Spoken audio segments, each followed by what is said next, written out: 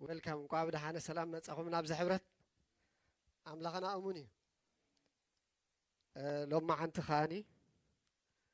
እግዚአብሔር ኦሙኒ ካብተ ቃሊና ተፈጢርና በተቃልካ خزاربنا መንፈስ ቅዱስ ካብቲ በብዙሕ ዝግለጸሉ ሓደ ካብኡሲ በብዙሕ ነገር ይግለጽ መንፈስ ቅዱስ ሓደ ካብኡ ኃይሉ እዩ ስለዚ ዝሰርሕ ኃይሉ ወይ ዝንቀሳቀስ ኃይሉ ዝብል ክንሪና ኢየሱስ ጌታ እዩ እንታይ ዝኸውን ዝሰርሕ ኃይልስ ከንበል ኢየሱስ ጌታ እዩ ክብርና አምላኽ بحبر أبي إفسون معرف شدش نرأمني لما أنتي أما زحف إفسون كن مالالس كنوع لنا إجابير كاني ننفسه كفنا خزار بنا ننفسه كفنا نحادة سبا يكونن ننفسه كفنا يسوع جيتاي يسوع جيتاي كورنا أملاخ معرف شدش حديهم ما يكحل اللي بروح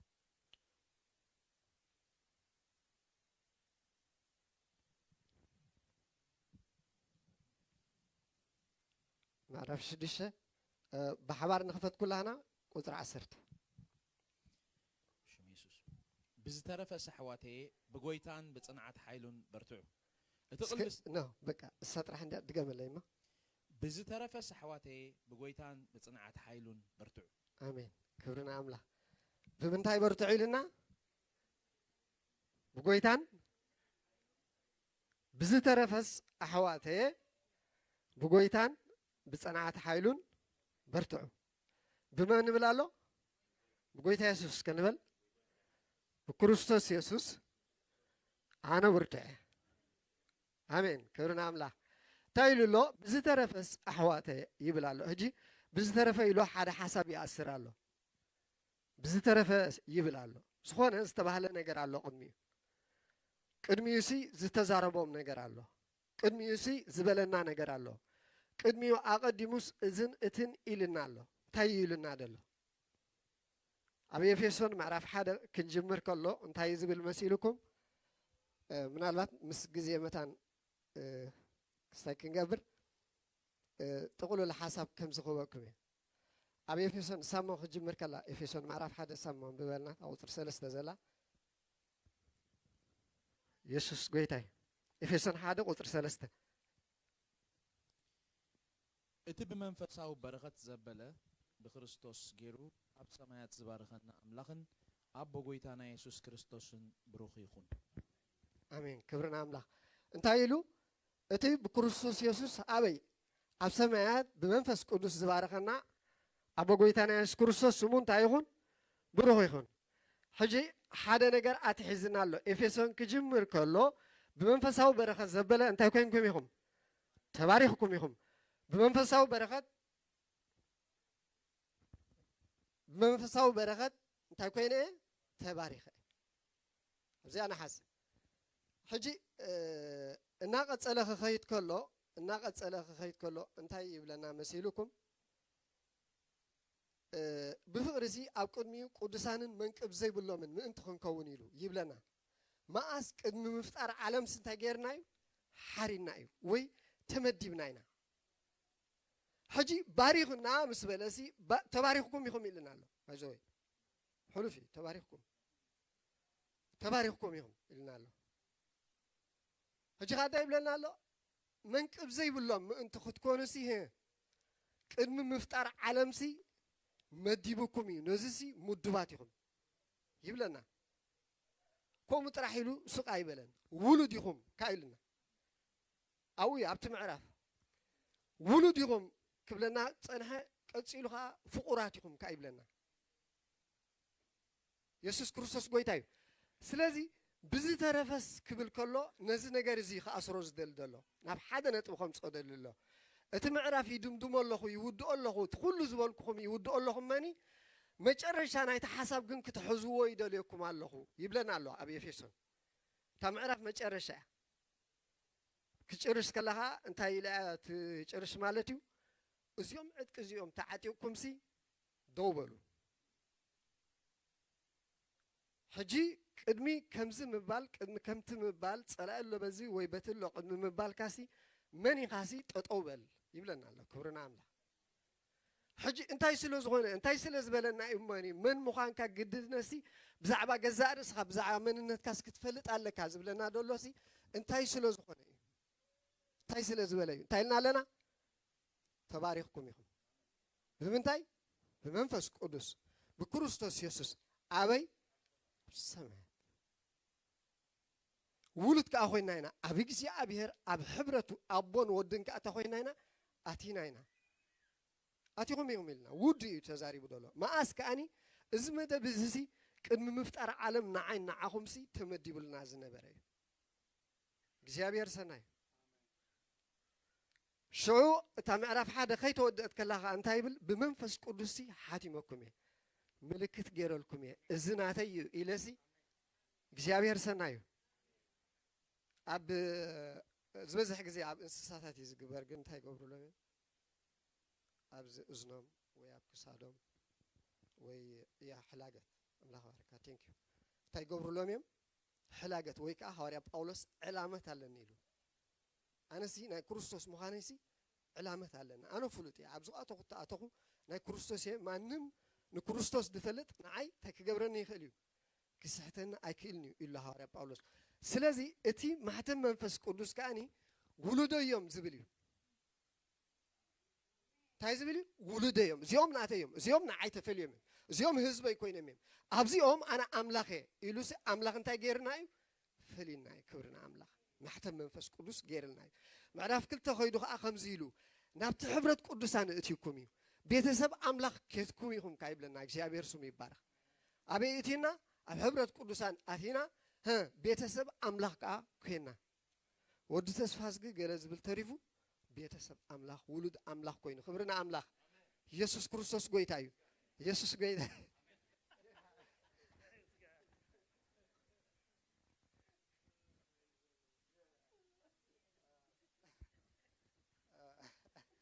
ኣብ ሰማይ ያ ኢየሱስ ጎይታ እዩ ክብርና ኣምላኽ እሲ ተሓቅብ ብዛዕባናሲ ዴቭ ተኽሉ ዝበሃል የለን ኣብ ሰማይ ዴቭ ውሉድ ኣምላኽ እዩ ዝብል ብክርስቶስ ድዳሓነ እዚ ሲ ምልክት ዘለዎ እዩ ዝብል እግዚኣብሔር ስሙ ይባረኽ ናይ ነፍሲ ወከፍና ከዓ ከምኡ እያ ኣብ ሰማይ እግዚኣብሔር ስሙ ብሩኽ እዩ ክብርና ኣምላኽ እግዚኣብሔር ሰናይ እዩ ምናልባት ከምዚ ራንደም ስም ተፀዋዕኩስ ክሳይ ከይትኾኑ ኢየሱስ ጎይታ እዩ ኩላህና ስታይ ኮይና ኢና ውሉድ ኮይና ኢና ከምኡ ዝብል ኣብ ሮሜ ምስ ከደሲ ንምስሉ ወዱ ክመስሉሲ ቀደም እንታይ ገበሮም መደቦም ንምስሉ ወዱ ክንመስልሲ ቀደም መዲብና እዩ እገን ኣብ ካልኻ እንታይ ኢሉ ኣሎ ከምዚ ኢሉ ኣሎ ምስ ክርስቶስ ኢየሱስ ወረስቲ ኢኹም ይብለና ምስ መን ምስ ክርስቶስ ኢየሱስ ወረስቲ ኢኹም ስለዚ ምስ ክርስቶስ ወረስቲ ተኮይና ክርስቶስ ክንመስል ተዳ ተመዲብና በቃ ካልእ መንነት እዩ ማለት እዩ ብናይ ምድሪ ንፍለጠሉ ነገርሲ የለን ኣብ እግዚኣብሔር ኣቦ ካበያ ከዓ ካብታ ንጎይታ ኢየሱስ ክርስቶስ ዝተቐበልናላ ሰዓት እግዚኣብሔር ስሙ ይባረኽ ኢየሱስ ጎይታ እዩ ስለዚ ኣብ ምዕራፍ 2 ከምኡ እንተዳ ኢልና ናብቶም ቅዱሳን ናብቲ ሕብረት ናይ ቅዱሳን እንተዳ እቲና ቤተሰብ ኣምላኽ እንተዳ ኮይና ምዕራፍ 3 ምዕራፍ 4 ከምኡ እንዳበለ ከዓኒ እንታይ ይገብር ይቕፅል ማለት እዩ ቅዱሳት ኢኹም ጻድቃናት ኢኹም ተፈቂርኩም ኢኹም እንዳበለ ክስታይ ይገብረና ወይ ከዓ ኣብ ውሽጥኹምሲ ሓደ ብርቱዕ ሰብ ኣሎ ከዓ ይብለና ምዕራፍ 3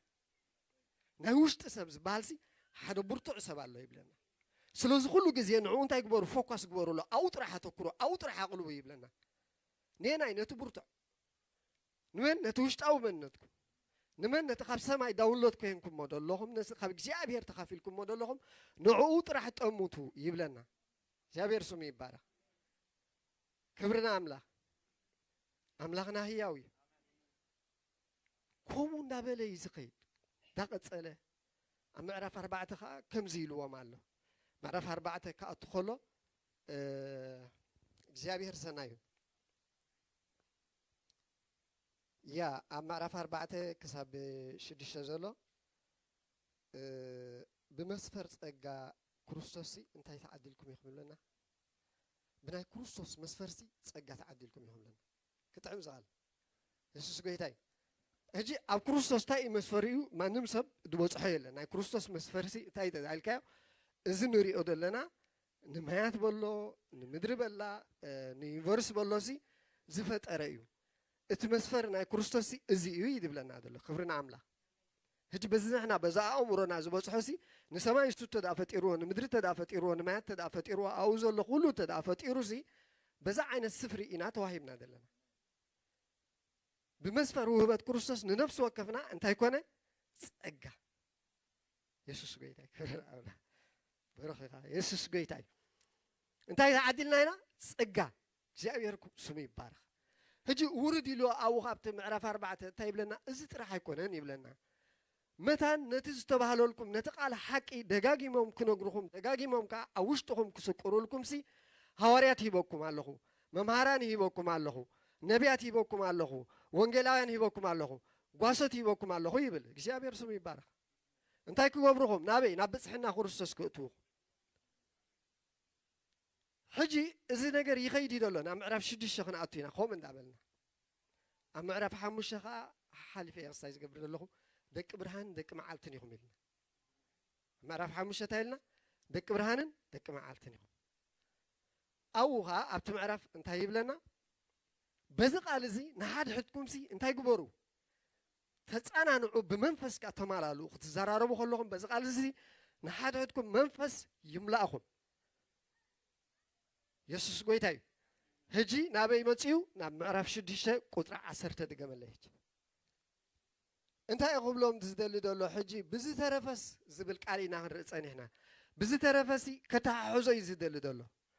እዚ ኩሉ ዝበልኩኹም እዚ ኩሉ ኣቀዲመ ዝብለኩም ዘለኹሲ ነዚ ነገር እዚ ክብሎም ስለ ዝደለ እዩ ብዚ ተረፈስ ኣሕዋተየ ብጎይታን ብጽንዓት ሓይሉን በርትዑ ብዚ ተረፈስ ኣሕዋተየ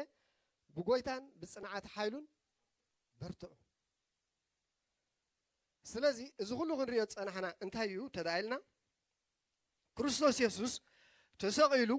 ሞይቱ ተሲኡ ኣብ የማን ዝፍራን ክብሪ ኣምላኽ ኮይኑ ንዓና ዝሃበና ሰናይ ነገር እዩ ማስ ክርስቶስ ኢየሱስ እንታይ ንብል ኣለና ተሰቂሉ ሞይቱ ተሲኡ ኣብ የማን ዝፍራን ክብሪ ኣምላኽ ምስ ቆመ እምበኣር እዚ ኸኣ ነቶም ብኣይ ዝኣመኑሲ ይግብኦም እዩ ኢሉ ብመንፈሳዊ በረኸት ዘበለ እንታይ ጌርና ባሪኽና ውሉድ ኣምላኽ ጌርና ብኣምላኽ ዝተፈቐርና ጌርና መንፈስ ቅዱስ ሓቲምና መንፈስ ቅዱስ ዘለዎ ዘበለ ኸኣ ወዲ ብርሃንን ወዲ መዓልትን እዩ ኢልና በዚ ቃል እዚ ኸኣ ኩሉ ግዜ ኸኣ ክትብሉ ከለኹም ከዓ ምብርታዕ ክኾነልኩም እዩ ብመንፈስ ምስካር ክኾነልኩም እዩ ከምቲ ትፈልጥዎ ናይዚ ምድሪ ናይ ወይኒ ዘይኮነስ ካልእ ዝኾነ ስኽራን ኣሎ ኸ ይብለና እግዚኣብሔር ስሙ ይባረኽ ኢየሱስ ክርስቶስ ጎይታ እዩ ስለዚ ነዚ እዩ ብዚ ተረፈስ ዝብል ደሎ ነዚ ሕሰቡ ይድብለና ደሎ ነዚ ኣሰላስሉ እብዚ እዩ ደሎ ብርትዕኹምሳ ኣብዚ እዩ ደሎ ይድብለና ደሎ ብመን በቲ ክርስቶስ ዝሰርሖ በቲ ክርስቶስ ዓዩ ዝሃበኩም ይብለና ኣሎ ከም ዝበልና ብዛዕባ ብዙሕ ግዜ መንፈሳዊ ውግእ ኢልና ነዛ ምዕራፍ እዚኣ ኢና ክሳይ ንገብር ንጠቅስ ምዕራፍ 6 ኢየሱስ ክርስቶስ ጎይታ እዩ ግን ሎሚ ውግእ ቀለልና እዩ ውግእና ቀልል ኢየሱስ ጎይታ እዩ ኣሜን ኣጠማምታና ቅየር እዩ ክብርና ኣምላኽ ኣጠማምታና ክቅየር እዩ ኣጠማምታና እንታይ ክኸውን እዩ ሓንቲ ቃል መንበለ እዚኣ መዝሙር 84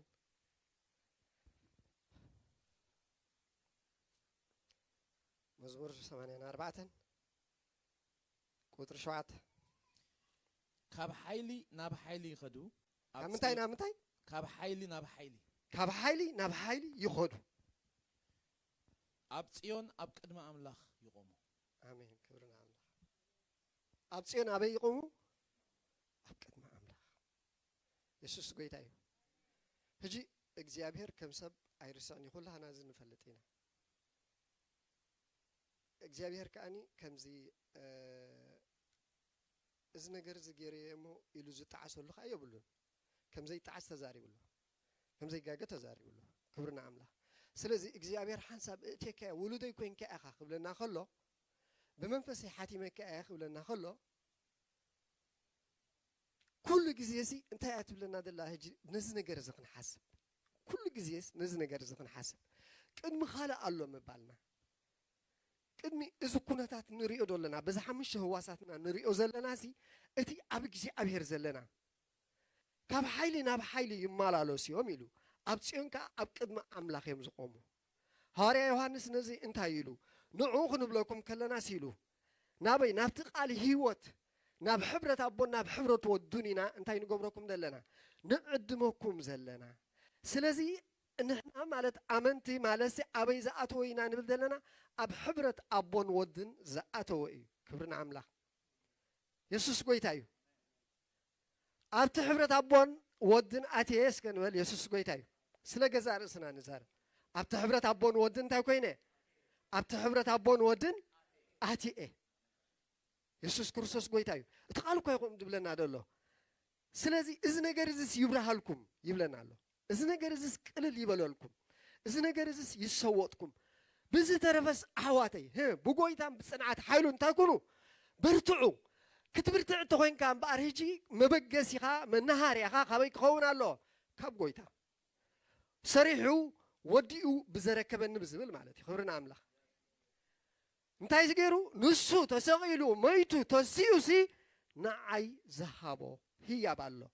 وسو خاطاي ولد غيرنيو كم تقدم ايكونن كمصكم يدهر عمت كمصكم ايكونن يسوس غويتاي كبرنا املاح مسانا زحدر ابانا زنبر ناي منفس قدوس صقا زتقبلنا اينا كبرنا املاح يسوس غويتاي بخمزي اتحساسبات توصيناخا نمريت كنملاينا نمريت ستاكن غبراينا كنملاينا بكريستوس كتكدن يا مريت كبرنا املاح بكريستوس كتكدن كونتات كم زبلو يكونن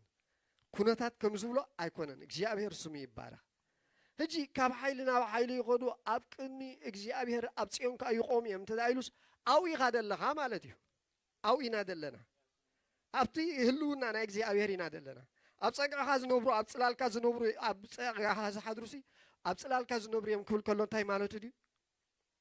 كل جزء تارصلال نا እግዚአብሔር سي أيتقلن يا خبانا كل جزء نا እግዚአብሔር هلونا سألو إذا أنا مسمن السماعي مساوين يوحنس ها أباهم حديرة مساهم كنبر يزبلو مس حديرو ودلو مسانا زنبرو زلو كل جزء هلونا عملا خلو كابزي أخا هجي تبقس كابزي أين أنا بقس كابزي أخا نبقس كلنا أخا أنت يدقون تدايلنا كبرنا عملا يسوع كريستوس قويتاي عملانا هياوي أبرمي شو من تعسر تحد خمس دول قال الله رومية شو منت عسرت حال لتنكروسوس يسوس ياتول كورنا الله ناي اتي نيسوس كموتان زتن سأمنفس أبخاتكم حديرون تأليقنا اتن خريستوس يسوس كموتان زتن سو نسو نتموات سجاخمون بت أبخاتكم حدير زلو منفس جيرو هياو كجبرو إيو آمين كورنا الله سلازين تاين ولالنا انبار زمن فسزي نكروسوس اتسيوو كابي اتسيوو كابسيول كابي اتسيوو كموتات انتاي غيرو ناب سماي ناب كبر املاح منزعو يمنه اباهم كاتا كوين لحدير الله يبلنا الله እግዚአብሔር ስሙ ይባረክ አምነብስ ወከፍና አብትዛ አመነ ዘበለ ንክሮስቶስ ኢየሱስ አምላኻይን ጎይታይን ኢሉ ዝተቀበለሲ አምነብስ ወከፍ ሰብ እንታይ አሎ አሎ እዚ ነገር እዚ سلازي كم عدو زي كونا خبرحو زي كوناس بيسوس كروسوس حمام تنقل كتبلو خلق خاسي ينك أليو سلف سيرفيس كابال يسوس قويتاي كبرنا عملا يسوس قويتاي عملا خنا هياوي يا نجزار سلاس كنت اللي لا نخيلينا لكسي تمردا يزد لنا ماني أباي زلو منفس عملا خيو أباي حديرو دولو نا እግዚአብሔር هياو زبل እግዚአብሔር بعليو أباي دولو مو حمام تنقل كنبلو خلناس يسوس كريستوس قويتاي كما يتبل دلا تقال نت أباهم أبسقاهم زلوا نجار نتاي كجبرة يبلنا له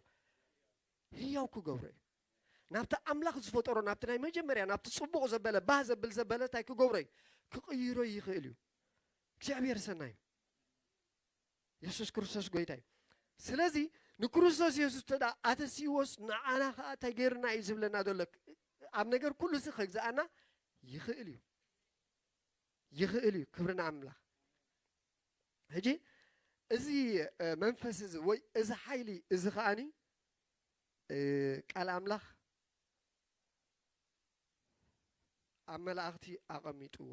ሰቒሉ ኣይብለናን እዩ ኣብ ሙርኡያት ሰባት ኣቐሚጥዎ እውን ኣይብለናን እዩ ኣብ መንዳ ይድብል ኣብ ውሉድ ኣምላኽ ውሉድ ኣምላኽ እስከ ንበል ኣብ ውሉድ ኣምላኽ እዩ ተቐሚጡ ዘሎ ውሉድ ኣምላኽ ከዓ ነብሲ ወከፍና ኢና ስለዚ እዚ መንፈስ እዚ ወይ እዚ ሓይሊ እዚ ኣብ ነብሲ ወከፍና ሓዲሩ ዘሎ እንታይ ክገብር ዝኽእል እዩ እንታይ ከዓ ክንብሎ ፀናሕና ኩሉ ዝፈጠረ መንፈስ እዩ ኩሉ ዝኽእል ፍጥረ እዚ መንፈስ እዩ ኣብ ኩሉ ዝገዝ እዩ ኩሉ ዝፈልጥ እዩ ንዘለኣለም ከዓ ህያው ኮይኑ ዝነብር እዩ ስለዚ እዚ ሎ ኣባና ክንብል ከለናስ ኩሉ ግዜ በዚ ብርትዑ ዝብለና ዘሎ በዚ ምብርታዕ ይኹነልኩም እንታይ ከም ንኸውን ድሓር ክንሪኦ ኢና እናኸድና ክንከይድ ከለና ስለዚ ኣብታ ኤፌሶን ምዕራፍ 1 19 ዘላ ክንርኢ እመኒ የሱስ ጎይታ እዩ ኤፌሶን 1:19 ኣምላኽ ንክርስቶስ ካብ ምውታን ኣተንሲኡ ኣብ የማኑ ኣብ ሰማያት ምስ ኣቐመጦ ኣብታ እትመጽእ እውን እምበር ኣብዛ ዓለም እዚኣ ጥራይ ዘይኮነ ኣብ ልዕሊ ኩሉ ሽመትን ስልጣንን ሓይልን ጉይትነትን ስመ ዘበለ ስምን ምስ ኣርኣሶ ነቲ ሕልፊ ዘለዎ ዓበ ሓይሊ ኣባና እንኣምን ዘሎና ከም ስልጣን ሓይሉ ኣብ ክርስቶስ ዝገበሮ ግብሪ ንስኻትኩም እንታይ ምዃኑ ክትፈልጥዎ እጸልየልኩም ኣለኹ ኣሜን ክብርና ኣምላኽ ሕጂ ኣብኣተይ ኣብዛ ክነንብባ ፀናሕና እንታይ ትብል ኣላ መሲልኩም ሕልፊ ዘለዎ ዓበ ሓይሉ ትብል ኣላ እንታይ ዘለዎ ሕልፊ ዘለዎ ዓበ ሓይሊ ሕጂ ንክርስቶስ ኢየሱስ ኣተሲእዎ ጥራሕ ኣይኮነን ይብል ኣሎ ንክርስቶስ ኢየሱስ ኣተሲእዎ ጥራሕ ኣይኮነን ኣብዛ ዓለም እዚኣ ጥራሕ እውን ኣይኮነን ኣብታ ትመፅእ እንታይ ገይርዎ እዩ ኣግዚእዎ እዩ ሕጂ ኣብኣ ሓንቲ ቃል ኣላ ከምዚ ድስመ ዘበለ መፀውዒ ኢሉ ድስመ ዘበለ ፀውዒ ኢሉ ኣብ ድስመ ዘበለ ኩሉስ እንታይ ገይርዎ ኢልዎ ርእሲ ርእሲ እስከ ንበል ክርስቶስ ርእሲ ኩሉ እዩ ክርስቶስ ርእሲ ኩሉ እዩ ክብርና ኣምላኽ ኣብ ኩሉ ርእሲ ገይርዎ እሞ እዚ ሕልፊ ዘለዎ ዓበ ሓይሊ ከዓ ኣባና የሱስ ጎይታ እዩ ሕልፊ ዘለዎ ንበል ሕልፊ ዘለዎ ዓበ ሓይሉ ሕልፊ ዘለዎ ዓበ ሓይሉ ኣባይ ኣሎ ኣባይ ኣሎ ኣባይ ኣሎ ክብርና ኣምላኽ የሱስ ክርስቶስ ጎይታ እዩ ስለዚ እንታይ ክብል ፀኒሐ ፈውሲ ክንብል ከለና ዋላ ኣብ ገዛእ ርእስናስ ፈውሲ ክኸውን ይኽእል እዩ ምናልባት ኣነ ዳ እዚ ከይህልወኒ እቲ ከይህልወኒ ንብሎ ተሃልዩን በኢየሱስ ክርስቶስም ገዓስ ክንብሎ ከለና እንታይ ክኸውን እዩ ህገ እዩ ንኽራን ከይፈለጡ ኣግዒዝዎም ይሓድር ኢሉ ክብርና ኣምላኽ የሱስ ጎይታ እዩ ደጋጊምና ክንብሎ ከለና እቲ ቃል ሓደ ግዜ እቲ ሕማም ደይ ክትረኽብዎ ትኽእሉ ኢኹም እግዚኣብሔር ስሙ ይባረኽ ደጋጊምና እዚ መጠን ዝተረዳእና ሓይሊ ኣንደበት እንተ ደኣ ወሲኽና እግዚኣብሔር እሙን እዩ ኣብ ሂወትና ተኣምራት ክኸውን እዩ ነቲ ዝተረዳእናያ ብእምነት እንተ ደኣ እንዳኣወጅናያ መፂና ኣብ ሂወትና ምግራም ክኸውን እዩ ክብርና ኣምላኽ ካልኦት ኣይኮኑን ክግረሙልና ገዛ ርእስና ባዕልና ክንጅምር ኢና እግዚኣብሔር ስሙ ይባረኽ ምክንያቱ እዚ ሕልፊ ዘለዎ ዓበ ሓይሉ ኣባና እንታይ ገይርዎ ኣሎ ኣቐሚጥዎ ኣሎ ስለዚ ኢና ኣብቶም ሙርያት ኣይኮነን ኣብ መላእኽቲ ይኮነን ኣብ ውሉድኡ ኣቐሚጥዎ ዘሎ ንብል ዘለና ኣብ መን ተቐሚጡ ኣሎ ኣባይ እስከ ንብል እንታይ ተቐሚጡ ኣሎ ሕልፊ ዘለዎ ዓበ ሓይሊ ሕልፊ ዘለዎ ካብ ምንታይ ሕልፊ ኣለዎ ኣብ ልዕሊ ፀልማት ሕልፊ ኣለዎ ኣብ ልዕሊ ሕማም ሕልፊ ኣለዎ ኣብ ልዕሊ ድንቁርና ሕልፊ ኣለዎ ኣብ ልዕሊ ጭንቀት ሕልፊ ዘለዎ ዓበ ሓይሊ ናይ ኣምላኽ ሓይሊ ካባኻ ኣይኮነን የሱስ ጎይታ እዩ ካባኻ እውን ኣይኮነን ካባይ እውን ኣይኮነን እግዚኣብሔር ሰናይ እዩ ስለዚ እንታይ ክገብር ይኽእል እዩ እዚ ኣብ ልዕሊ ኩሉ ከግዛኣና ይኽእል እዩ እግዚኣብሔር ሰናይ የሱስ ክርስቶስ ጎይታ እዩ ንነፍሲ ወከፍና ከምኡ እዩ ኣብ ነፍሲ ወከፍና ስለ ዘሎ ኣብ ነፍሲ ወከፍና እንታይ ኮይኑ ስለ ዘሎ ኣምላኽና ህያው እዩ እዚ ሕልፊ ዘለዎ ዓበ ሓይሊ ኢየሱስ ክርስቶስ ጎይታ እዩ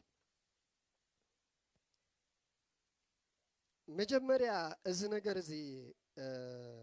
እቶም ነቢያት ቅድሚ ጎይታ ኢየሱስ ክርስቶስ ምምፅኡ ብዛዕባ ጎይታ ኢየሱስ ክርስቶስ ብዙሕ ተነቢዮም ኣለዉ ሕጂ ክመፅእ እሞ ዝረኽቦም ሰባት ኣለዉ እንዳበሉሲ ይንበዩ ነይሮም ይብለና ቃል ኣምላኽ ግን መጀመርያ ኣቐዲሞ ሓደ السوسي كحمشل شلهم علوه نصوص نوكرهم كوسد علوه ماني شعو اتهزب تسي أزيو ناب كبر زاتو هزبيو ندابلوسي انتي قبرنا يرميلو ينبوين يرميلو እግዚአብሔር ሰናዩ እግዚአብሔር ሲ ኣብቲ ዳሕራይ ዘበንሲ ከምዚ ክገብር እዩ እንዳበሉሲ እንታይ ገብሩ ነይሮም ጎይታ ኢየሱስ ክርስቶስ ሓደ ግዜ ምሽ ከምዚ ገይሩ እቶም ኣይሁድ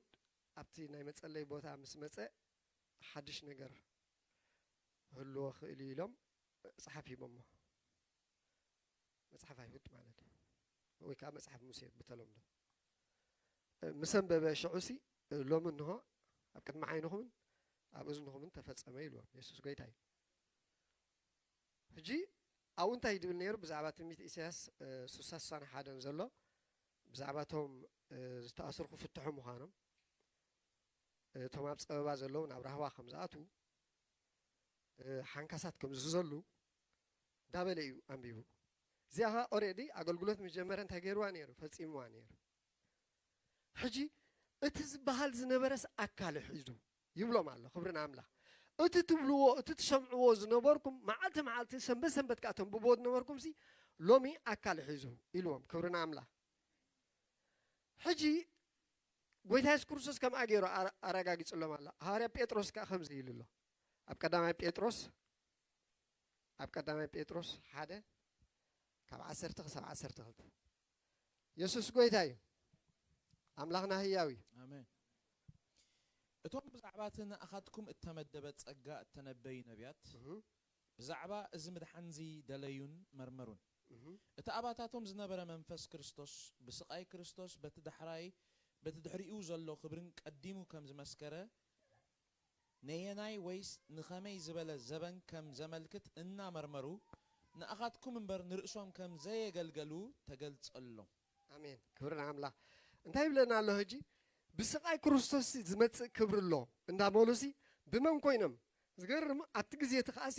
ብመንፈስ ክርስቶስ እዮም እንታይ ዝገብርዎ ነይሮም ኢሉ ዝምርምርዎ ነይሮም ብምንታይ ምርምርዎ ነይሮም ብመንፈስ ክርስቶስ ይምርምርዎ ነይሮም እቶም ነቢያት ኣብቲ ኔው ኮይኖም ክርእዩ ከለውስ ብዛዕባና ክርእዩ ከለውስ እዚ ሕጂ ዘለናዮ ይርእዩ ነይሮም ኩላህና ደቂ መዓልትን ደቂ ብርሃን ከም ንኸውንሲ ይርእዩ ነይሮም እግዚኣብሔር ስሙ ይባረኽ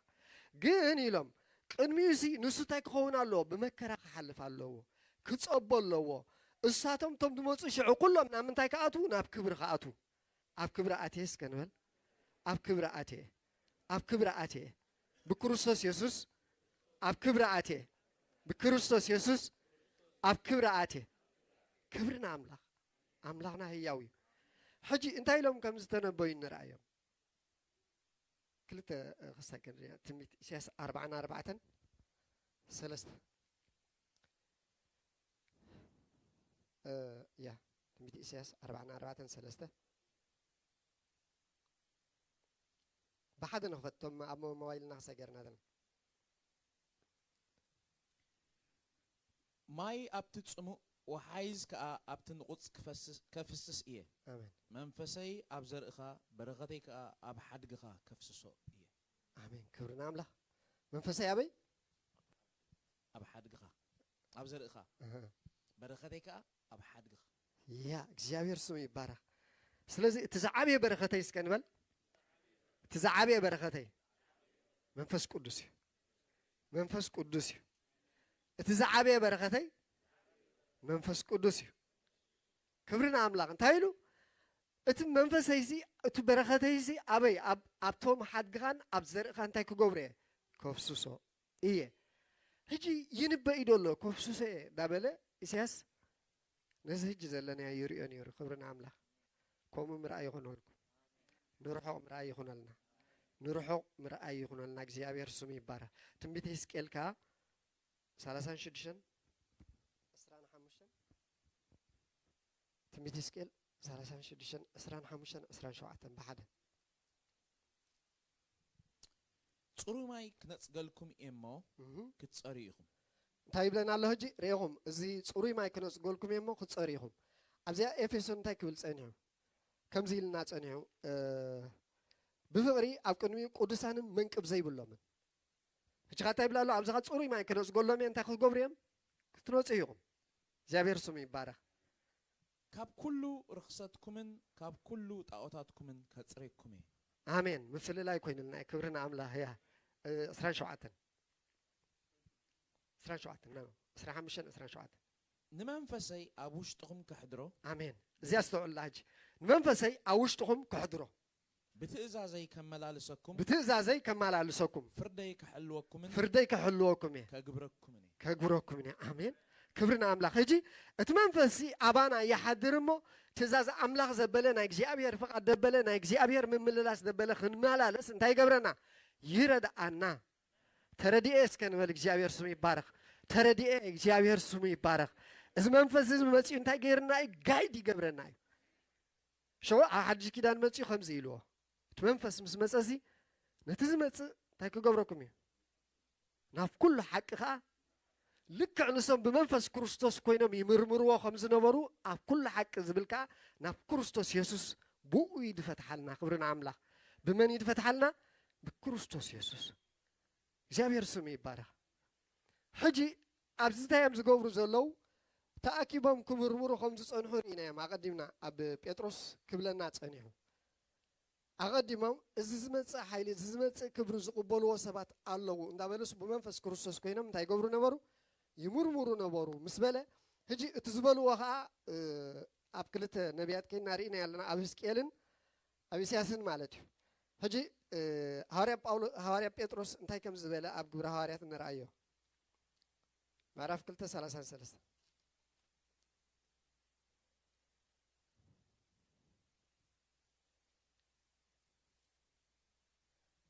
ግብረ ሐዋርያት ምዕራፍ 2:33 ሕጂ ድማ ናብ የማን ኣምላኽ ልዕል ምስ በለ ተስፋ መንፈስ ቅዱስ ከዓ ካብ ኣቦ ምስ ተቐበለ ነዚ ንሳትኩም እትርእይዎን እትሰምዕዎን ዘለኹም ኩሉ ንሱ ኣፍሰሶ አሜን ክብርና አምላኽ ነዚ ትርእይዎን ነዚ ትሰምዕዎን ዘለኹም መን ኣብሲስዎ ኢልዎ ተስፋ ናይ መንፈስ ቅዱስ ካብ ኣቦ ምስ ተቐበለ እምበኣር ነቶም ብኣይ ዝኣመኑ ኢሉሲ ናባና ሰዲድዎ ይብለና ኣሎ ክብርና አምላኽ እዚኣ ኣበያ ተዛርቦም ደላ ኣብታ ምዕራፍ 2 ክጅምር ከላስ ብቋንቋታት ብዝተፈላለየ ቋንቋታት ምጸለዩሲ ገሊኦም ጉዑሽ እዮም ፀጊቦም ይብልዎም ገሊኦም ካኖኖ ክብሪ ኣምላኽ እንዲኦም ዝዛረቡ ዘለዉ ብዛዕባ ኣምላኽ እንዲኦም በቲ ንፈልጦ ቋንቋ ዝዛረቡ ዘለዉ እንዳበሉ ኣብ ሙጉት ምስ ኣተው ሐዋርያ ጴጥሮስ ኢየሱስ ጎይታ እዩ እዚ ሓይሊ እዚ እንታይ ገይርዎ ደሪኽዎ እስክበሉ እዚ ሓይሊ እዚ እንታይ ገይርዎ ክብርና ኣምላኽ እኔ ሓይሊ እዚ ንብሎ ዘለና ብጎይታን ብፅንዓት ሓይሉን ዝብልሲ እዚ መንፈስ መፂስ ጠጠው በል ጴጥሮስ ክብርና ኣምላኽ ኣብ ቅድሚ ምርያት ከምኡ ይግበርኩም እግዚአብሔር ስሙ ይባረኽ ኣብ ቅድሚ ምርያት ጠጠው ዘብል መንፈስ እግዚአብሔር ስሙ ይባረኽ እንታይ ኢሉ እቲ ዝበሃል ዝነበረ ቦቦታት ዝበሃል ዝነበረ ኣብቲኒው ንሰምዖ ኣብኡ ከዓ ነንብቦ እንፈልጦ ቃልሲ እንሆ ንሱ ምስተስአ ይብሎም ኣሎ ኣባና ኣፍሲስዎ ከምዚ ትርእይዎ ከዓ ኮይኑ ይብሎም ኣሎ እግዚአብሔር ስሙ ይባረኽ ስለዚ እግዚአብሔር እሙን እዩ እዚ ብጎይታን ብፅንዓት ሓይሉን በርትዑ ክብል ከሎ እምበኣር በቲ ክርስቶስ ዝወዳእልና ዘበለ ኩላና እንታይ ንግበር ይትበለና ደሎ ንበርትዕ ሐዋርያ ጴጥሮስ ሕጂ ኣብዚኣ ንኻልእ ምፅላይ ኣብ ቅድሚ እዚኦም ሰባት እዚኦም ሞጎስ ክረክብ ገለ ዝብል ነገር የለን ሓንሳብ ቲ መንፈስ መፅዩ ሓንሳብ ተቐቢልዎ እዩ ሓንሳብ ከዓ እንታይ ገይርዎ ኣብ ቅድሚኦም ጠጠው ከም ዝብል ትብዓት ከም ዝረክብ ገይሩ شو بزعبهم كزاربو خلوا زي تمهرو أبي كان يروم بقى بزح كوميز بلا كسب هذا يسوس قويتاي حرام على تجن زمان فسز خت السنة هنقلت إن خبرنا عمله أبين خبرنا عمله يسوس قويتاي سلازي نفس وقفنا أنتي بنفس وقفنا حالي فوق عيوز دل اللوا جن بنتاي كرداء خونلنا حالو مرداء خونلنا سلطانو مرداء خونلنا اتنعو حفظ بلو العلو خلص قبرو اتسمياو حيلي اتينا أملاخاو حيلي اتمولوكوتاو حيلي زي أباي كم زلو مرداء خونلي يسوس كريستوس قويتاي مردو ترح ديكونا خاقد من خالوت مقداميسي نعو خاقدم كبرنا أملاخ شو زحايل زي أفسوسو ويدما نابانا أورودو مسبلة أب قدامي أب كلاي كورنتوس ندرا كلاي كورنتوس 4 شوعات بحدا نفت بروخات كلاي كورنتوس 4 شوعات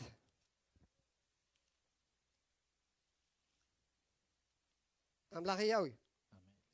جناخه جناخه اتما عليا زي بل حيلي اتماليا زي بلو حيلي كاب أملاخ أمبر كاب أملاخ أمبر كابانا من انت كونسي كابانا من انت كونسي إزمز قبزي أبقى حمريتي وزلنا أبقى حمريتي زل خبرنا أملاخ أبزخ أتاي سميبو ماليا زي بلو حلفو زلو عبي حيل خنبل صني هنا أبزخ أتاي بلالو ماليا زي بلو حيلي يبلنا لك جابير سمي بارا إذا ماليا زي بلو حيلي انت غير ولا أبا يلوس كنبل إذا ماليا زي بلو حيلي أبا يلو يسوع كريستوس قويتاي حجز ماليا زي بلو حيلي انت يزغبر وي دما نمنتايو ابانا تقميچ زلو እግዚአብሔር ስሙ ይባረክ ክብርና አምላክ ስለዚህ ሐዋርያ ጳውሎስ ነዝ ነገር እዚ ተረዱ ዝብለና ዘሎ አቀዲምኩም አባ ከምዝ ዝበልና ናይ መንፈሳዊ አጽዋራት እዮም ትሕቲዩ ዘለው ግን ቅድሚ ንሰይጣን ቫልዩ መሃቡ ብዛዕባ ክርስቶስ ኢየሱስ ይዛረብ ዘሎ ሕጂ እዚዩ ሰይጣን እቲዩ ሰይጣን ቅድሚ ምባልካ ኃይል ለዎ ዓቅም ለዎ ወይ የብሉን ወይ ገላ አይኮነን ቲ ዋና ነገር ግን አባይ ተዳኾንኩም ሲ ይብላሎ በክርስቶስ ተዳኾንኩም በቲ ተሰቂሉ ሞይቱ ተሲዱ ሰርሖ ስራሕ ቡ ተአሚንኩም ጠጠው ተዳኢልኩም ሲ ዝኸውን ነገር አሎ ይብለናሎ መጀመሪያ ሲ ነዚ ነገር እዚ አስተውዕሉ በን በትናይ ሰማይ መንፈስ ተባሪኸ ዝብል በቲ አመንፈስ ዓለም ዘሎ ኩሉ ነገር አውሽጠ ያለው ዝብል እግዚአብሔር ሲ ዋልታ ይዝብል እግዚአብሔር ሲ ጽድቀ ይሞ ነዚ ጽድቅኒ አምላክ ሰንጢቁ ዝመጽ ማንም ፍላጻ አይረክበንን ዩ አብዝብል ማለት ዩ እቲ ኃይሉ ማለት እዚ እቲ ብኡሙ ካል ማለት እዚ እግዚአብሔር ስሙ ይባረክ ብዚ ተረፈሲ ድብል ዘሎ እዚ ኩሉ ዝተባሃለልኩም ሰሓዝዎ መጀመሪያ ሰሓዝዎ መጀመሪያ እሱ ታይግበርዎ በዚህ ተመልኩም አለኩም ይብለናል هجي إذا ببهريو خاني ببهريو كل التزعفو يزبل قال أملاخ مش له كل التزعف هجي كم كل تزعفو تغينو كل زفت أنا كل زخل تداخينو سلمات عالم قدم ممسوسي أقدي من عقد ديتكت قبركاي كم زي تي رادار سي أوبجكت له يلن أنتي قبريو أقدي مو خساي قبريو ويتي جي بي اس يلنا خساي قبره مالتي نجارسي كسب كن منتاي ببتي زتمدبلو ننجر أقدمو كمز عينت نجار اللهم تنك يبلكها سلازي اتخلت منفسه عالم يفارتين هذا كبرنا عمله اتخلت منفسه عالم أتصبقوا يناببن يفارتني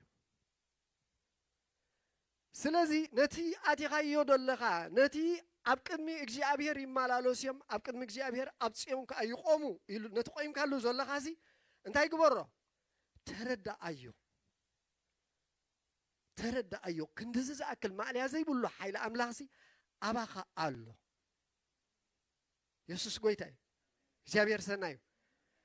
شو بزي قويتاي كرسوس حدا جزية ناخد نهالو خلو كسجر كله حدا بناي مقابر منفس أزيو دشجر زنبرة التمنفس أو خوينو جينا قويتا يس كريستوس كجنا حاجة مرة إسك منقصو شكوين أبلو منقصو تناويسا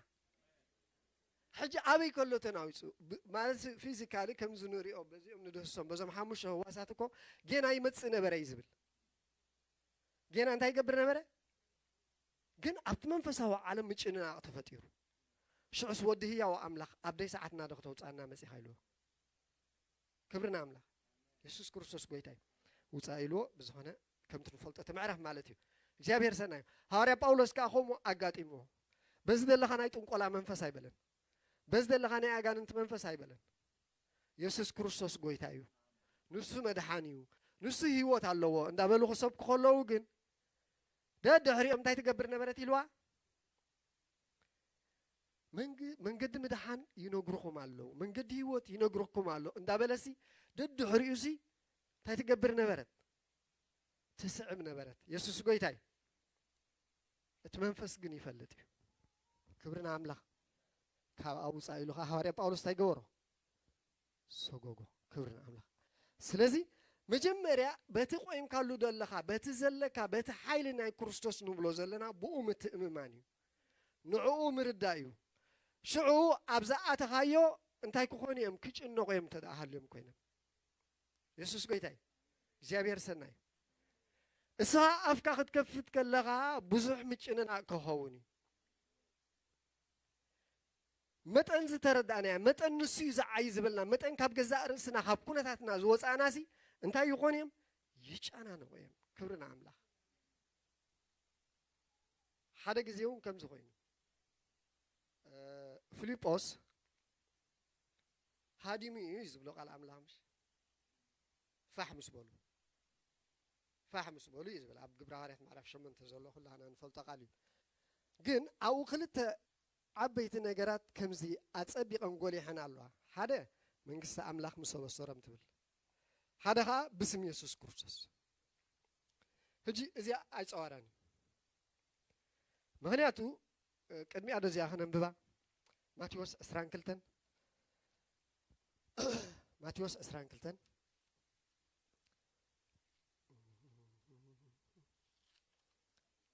22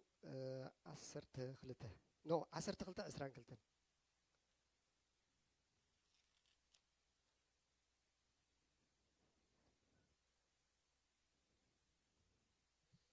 ድሕሪ እዚ ከዓ ጋኔን ዝሓደሮ ዕውር ዓባስ ናብኡ ኣምፁ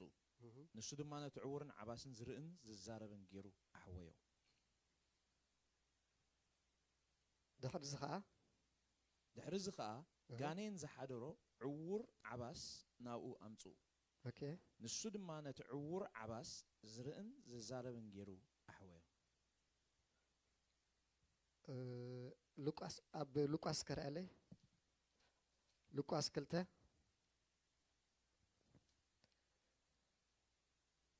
ሉቃስ 2:15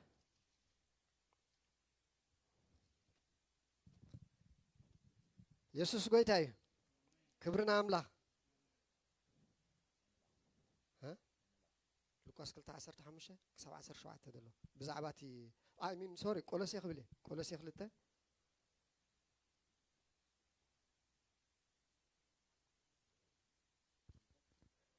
ያ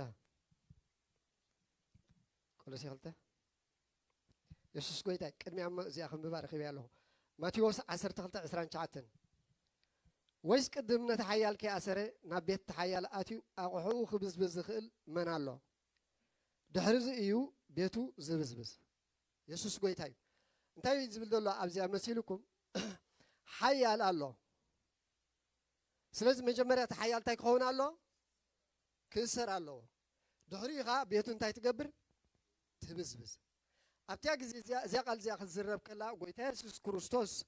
ጌና እታ መንግስቲ እንታይ የገብራን ኣሎ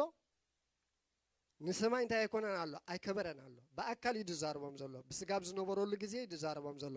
ስለዚ ይገዛእ ኣሎ በቲ ዝፀንሖ ስልጣን እንታይ ይገብር ኣሎ ይገዛእ ኣሎ ክእሰረሉ ዘለዎ ግዜ ግን ኣሎ ይብሎም ኣሎ ክእሰር ተደኣ ኮይኑ ከዓ ኣነ ኣክንዳኹም እንታይ ክኸውን ኣለኒ ክስቀል ኣለኒ ክመውት ኣለኒ ክትስእ ኣለኒ ናብ ዝፋን ኣቦይ ከዓ ክኸይድ ኣለኒ እሞ ሽዑ ነገር እንታይ ክኸውን እዩ ኮንቱ ክኸውን እዩ ክብርን ኣምላኽ ነገር ኮንቱ ክኸውን እዩ እስከበሉ ሰይጣን ክሳዓር እዩ ኣሜን ተሳዒሩ ኢኻ በሉ ኢየሱስ ጎይታ እዩ ክብርና ኣምላኽ ሕጂታ ናይ ቆሎሴ 2 ዘላ ነንባ ነቶም ሕልቀነታትን ስልጣናትን ኣፅዋሮም ገፊፉ ብእኡ እናፈከረሎም ከዓ ብግልፂ ኣስተሕፈሮም ኣሜን ክብርና ኣምላኽ ሕጂ ረኣዩ እምበኣር ሕጂ ብደሙ ኣብ ቅድሚ እግዚኣብሔር ምስ ተረኣየልና ከምቲ ፀሓፊ ዕብራውያን ኢልዎ ደሎ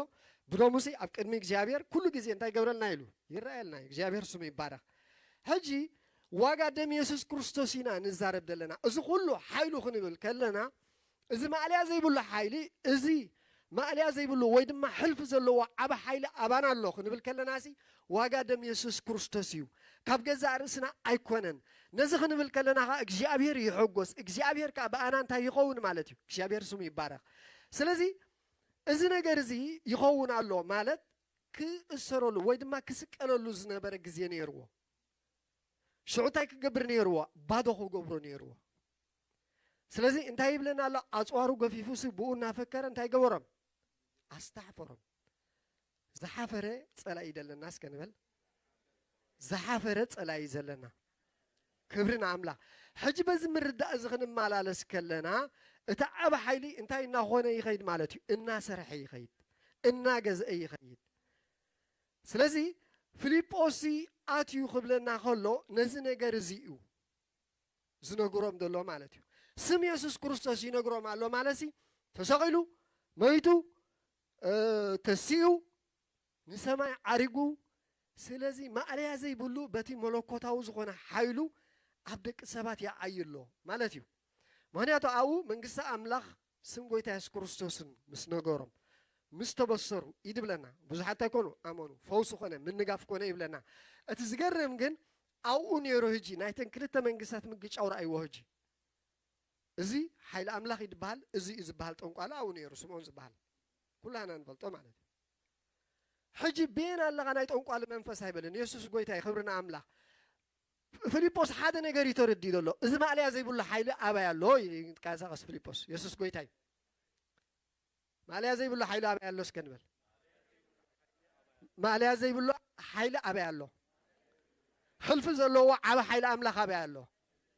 ኢየሱስ ጎይታ እዚ ሓቂ ኣብ ውሽጥና ኣብ መንፈስና ተሓቲምናዮ ዘለና እዩ ስለዚ ፊልጶስ ምስ ኣተወ ስም ኢየሱስ ክርስቶስ ክብል ከሎሲ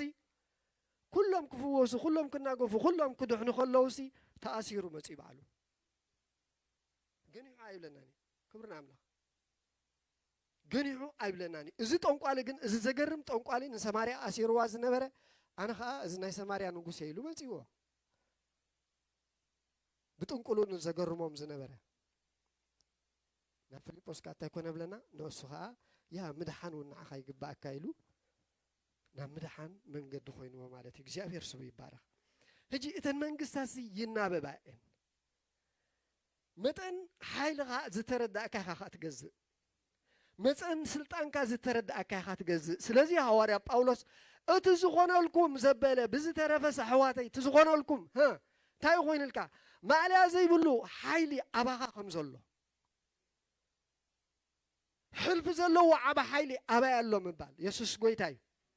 ኩላና ክንገለጽ ኢና ክብርና ኣምላኽ ኢየሱስ ጎይታ እዩ እግዚኣብሔር ህያው እዩ መጠን በዚ ርድኢት ዝዓበናሉ እንታይ ክንከውን ኢና ክንቅየር ኢና እግዚኣብሔር ስሙ ይባረኽ ስለዚ እዚ ሓይሊ እዚ ኣብ ቅድሚ ነጋውስ ጠጠው የብል እዩ ኣብ ቅድሚ ኩነታት ጠጠው የብል እዩ ብነገር ኩሉ ከዓ የግዝ እዩ እግዚኣብሔር ስሙ ይባረኽ እግዚኣብሔር ስሙ ይባረኽ ካብ ኩነታትና ኣይኮነን ምስ ኩነታትና ዘዛምድ የብሉን ኢየሱስ ጎይታ እዩ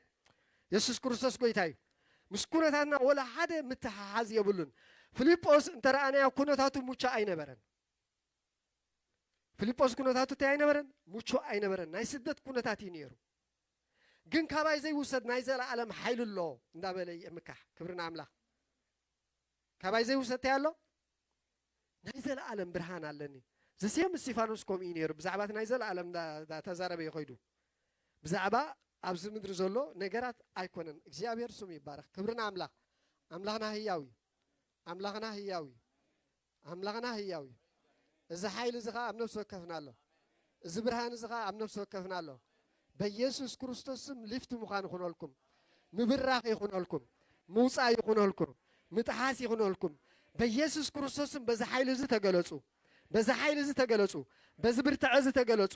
በጌታ በኢየሱስ ክርስቶስ ስም ናብቲ እግዚኣብሔር ዝረኣየልኩም በረኽቲ ምድያብ ይኹነልኩም ምድያብ ይኹነልኩም እግዚኣብሔር ህያው እዩ ክብርና ኣምላኽ ኣምላኽና ሰናይ እዩ ሕጂ ክንሪኦም ከለና ሃዋርያ ጳውሎስ ኣብ ምቹእ ኩነታት ኣይነበረን ሃዋርያ ጳውሎስ ኣብ ምቹእ ኩነታት ኣይነበረን ኣብ ቅድሚቶም ነገስታት ግን ኣቕሪቦሞ ክቐርቡ ከለዉ ከዓ ክልተ ነገስታት መፂኦም ካብ ካልእ ቦታ መፂኦም ክንሰምዑ ንደሊ ኢና ኢሎም ኢየሱስ ጎይታ እዩ ዋላቶም ፀሎኻ ክሰምዑካ ደልዮም ኢየሱስ ጎይታ እዩ ክብርና ኣምላኽ ኢየሱስ ጎይታ እዩ ነፍሲ ወከፍ ሰብ ዝበሃል ፍጡር ክድሕን ዘይደሊ የለን መጨረሽኡ ክፅብቕ ዘይደሊ የለን ሕጂ ሓቂ ድዩ ሓሰት ኮንፊዥን እዩ ኣትይዎ ዘሎ ዓለም እምበሪ ክድሕን ዘይደሊ ነፍሱሲ ኣብ ዝመቸአት ቦታ ክትቅመጥ ዘይደሊ ወላ ሓደ የለን ጥራሕ ተዛረብ ክትስማዕ ኢኻ ተዛረቢ ጥራሕ ክትስማዕ ኢኺ ምክንያቱ ኣብ ውሽጡ ዘሎ ሓደ ሓዊ እዩ ካልኣይ ነገር ሴፍ እዩ ሳልሳይ ነገር መውደሻ እዩ ኣብ ውሽጦም ኣትዩ ከዓ ክሰርሕ እዩ ነፍሲ ወከፍና ከምኡ ስለ ዝነበርና ማለት እዩ እግዚኣብሔር ስሙ ይባረኽ ግን እቲ ቃል እዩ ንውሽጥና እንታይ ገይርዎ ይሕዲስዎ ኢየሱስ ክርስቶስ ጎይታ እዩ ስለዚ ዋላትዮም ፅሉላትዮም በቃ ክርስቶስ ክርስቶስ ድብሉ ዝብሉ ክሰምዑኻ ይደልዮም ክሰምዑኺ ይደልዮም ሰናይ ነገር ኣሎ ውሽጥኺ ፅቡቕ ነገር ኣሎ ውሽጥኻ ባህ ዘብል ነገር ኣሎ ውሽጥኻ ካባኻሲ ካብ ኣፎም መዓር ከም ዘንጠብጥብ ከም ዝብል ኢየሱስ እዩ ዝወፅእ ካባኻ ኢየሱስ ክርስቶስ ጎይታ እዩ ንብዙሓት ንምድሓን ክትከውን ኢኻ እንዳበለ እግዚኣብሔር ንሕና ኣብ ሓንቲ ቦታ ተደሪትና ጠጠው ክንብል ኣይደልየናን እዩ እግዚኣብሔር ስሙ ይባረኽ ስለዚ ንሐዋርያ ጳውሎስ ክሰምዖ ይደልየ ኢሉ መጨረሻ ምስ ነገሮ ክርስቲያን እንዲኻ ክትገብረን እንደሊኻ ኢሉ ኢየሱስ ጎይታ እዩ ከምኡ ኢና እንደልያ ኢየሱስ ጎይታ እዩ ክብርና ኣምላኽ ሐዋርያ ጳውሎስ ካብ ብዘይካ ዛብ ኢደይ ዘላ ሰንሰለት እስኻ ጥራሕ ደይኮነሲ ንድሰምዑኑ ዘበለ እዚ ናይ ዘለኣለም ሂወት እንታይ ኮነ ይምልከተኩም ኢሉ ክብርና ኣምላኽ ንዝሰምዓኒ ዘበለሲ እዚ ናይ ዘለኣለም ሂወት ይግብኦ እዩ ስለዚ ከምቲ ሐዋርያ ጳውሎስ ዝብሎ እንተ ብሻርነት እንተስ ብትኽክል እንታይ ጥራሕ ክኸውን ኣሎ ክርስቶስ ክስበኽ ኣሎ ክርስቶስ እንታይ ክኸውን ኣሎ ክስበኽ ኣሎ ስለዚ እዚ ጸጋ እዚ ወይ ድማ እዚ ሓይሊ እዚኡ ኣብ ቅድሚ እዞም ነገስታት እንታይ ኮይንዎ ትብዓት ኮይንዎ ብርትዖ ኮይንዎ ክብርና ኣምላኽ ወላ ኣብቲ ብሉይ ኪዳን ተዛሪና ንጉስ ሰሎሞንስ ከምቲ ኢሎማ ሓንቲ ንግስቲ ኣዜብ ትበሃል ካብ ሳባ ዝበሃል ቦታ ኣግማላ ፅዒና ፅቡቕ ውህበታት ሒዛ ናብ ሰሎሞን ከይዳ ይብለና ሕጂ እንዳተጠራጠረት እያ ከይዳ እዚ ኩሉ ዝነግሩኒ ዘለውስ ናይ ሓቂ ድዩ ኣብኡ ኣሎ ኢላ ኢየሱስ ጎይታ እዩ ኢየሱስ ክርስቶስ ጎይታ እዩ ካብ ሰሎሞን ዝዓቢ ኣብዚ ኣሎ ኢሉ ክርስቶስ ካብ ሰሎሞን ዝዓቢ ኣብዚ ኣሎ ኢሉ ኢየሱስ ጎይታ እዩ እግዚኣብሔር ህያው እዩ ካብ ሰሎሞን ዝዓቢ ኣብዚ ኣሎ ተዳኢሉ እዚ ክርስቶስ እዚ ከዓ ሎሚ ኣባይን ኣባኹምን ኣሎ እግዚኣብሔር ስሙ ይባረኽ እዚያ ንግስቲ እዚኣ ምስ ከደት ከምዚያ ኢላቶ ልክዕ ከምዚ ናይ ሐዋርያ ጳውሎስ ክሳይ ብዝመስል ሰለይ ሓቂ ድዩ እዚ ዓይነት ኢየሱስ ጎይታ እዩ እግዚኣብሔር እሙን እዩ ንግስቲ ከዓ ስለ ዝኾነት ኖርማል ክሳይ ክትዛረቦ ትኽእል እያ ኢየሱስ ክርስቶስ ጎይታ እዩ ኣምላኽና ህያው እዩ ብዙሕ እኒኦም ኢሎምኒ ብዛዕባ ኢላቶ ግን ኣይኣመንክዎምኒ ነይረ ኢላቶ ትፅቡቕ ነገራ ከምዘይኣመነቶም ካ ነጊራቶ ኢየሱስ ጎይታ እዩ ግንሲ ኢላቶ ካብቲ ዝነገሩንስ ፈረቓ ኸማን ኣይነገሩን ኢላቶ ካብቲ ዝረኣኽዎ እዚ እንታይ ኣይነገሩን ፈረቓ ኸማን ኣይነገሩን ኣባኻ ተቐዲሑ ዘይውዳእ ናይ እግዚኣብሔር ጸጋ ኣሎ ኢየሱስ ጎይታ እዩ ኣባኹም ናይ እግዚኣብሔር ጸጋ ተቐዲሑ ዘይውዳእ ኣሎ ተቐዲሑ ዘይውዳእ ኣሎ በኢየሱስ ክርስቶስ ስም ካብ ከብዶምቲ ርባታት ማይ ህይወት ክውሕዝ እዩ ዝብል እዚ ሓይሊ እዚ ሎሚ ክግለጽ እዩ ክግለጽ እዩ በኢየሱስ ክርስቶስ ስም በጌታ በኢየሱስ ክርስቶስ ስም ክግለጽ እዩ ንብዙሓት ንበረኸት ዝኾኑ ንጉስ ሰሎሞን ከዓሲ ኣብ ውሽጣ ዝነበረስ ኩሉ እንታይ ገበረላ ይብለና ተንተነላ ክትንትን ኢኻ ናይ ብዙሓት ፅውፅዋይ በኢየሱስ ክርስቶስ ናይ ብዙሓት ዝተሓላለኸ ነገር ክትፈትሕ ኢኻ በኢየሱስ ክርስቶስ ኣብ ዝኣተኻዮ መፍትሒ ሒዝካ ክትኣቱ ኢኻ በኢየሱስ እዚ መፍትሒ እዚ ኦሬዲ ተቐቢልካዮ ኣለኻ ኢየሱስ ጎይታ እዩ ክትብል ከለኻ ንኻልኦት ኣይመስልን ንኸውን ንዕኦም ግን መፍትሒ በኢየሱስ ክርስቶስም ንዓኻ ዘይክመስለካ ክእል እዩ ዘይክመስለክ ክእል እዩ ግን እግዚኣብሔር እሙን እዩ ኢየሱስ ክርስቶስ ጎይታ እዩ እግዚኣብሔር እሙን እዩ እዚ ሓይሊ እዚ ክግለጽ እዩ እዚ ብርሃን እዚ ክወፅ እዩ እዚ ጥበብ እዚ ክግለጽ እዩ እግዚኣብሔር ሰናይ እዩ እግዚኣብሔር ሰናይ እዩ ስለዚ እቲ መንፈስ ሓደ ስለ ዝኾነ ኣብቲ ዘበን እቲ ዝሰርሖ ኣብ ዝሓለፈ ዘበን ሰሪሕዎ ሕጂ ከዓ ይሰርሖ እዩ እቶም ሰባት ከዓ ኢየሱስ ጎይታ እዩ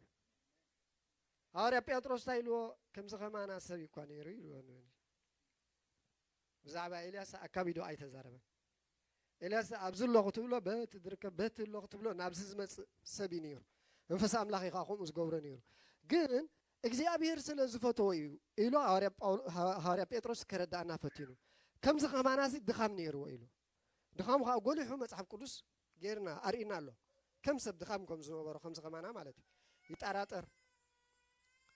ማልያ ዘይብሎ ሓይሊ ኣምላኽ ሰሪሑስ ድሓርቃ እንታይ ክኸውን ከሎ እንድዮ ያ ሕጂ ሰብ ምዃኑ እዩ እቲ ብሰብ ምህላውካ ማለት እዩ ከም ሰብ ደገፍ የድልየካ ክትሕባ የድልየካ ትቕላዓሉ ግዜ ኸ ኣሎ ግን ፍሉይ ሰብ ስለ ዝኾነ ኣይኮነን ፍሉይ እቲ መንፈስ ጥራሕ እዩ ክብርና ኣምላኽ እሱ ከዓ ብሕጂ ዝመፅእ ሓይሊ የለን ኣብ ውሽጥና ዘሎ ምግላፅ ጥራሕ እዩ ደድልዮ ኢየሱስ ጎይታ እዩ ብሕጂ ዝመፅእ የለን ምንም የለን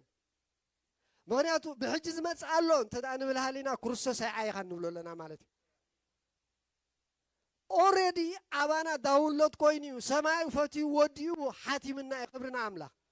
እቲ ነገር እዚ ጥራሕ እዩ ካባይ ካባኹም ዝግለጽ እግዚኣብሔር ሰናይ እዩ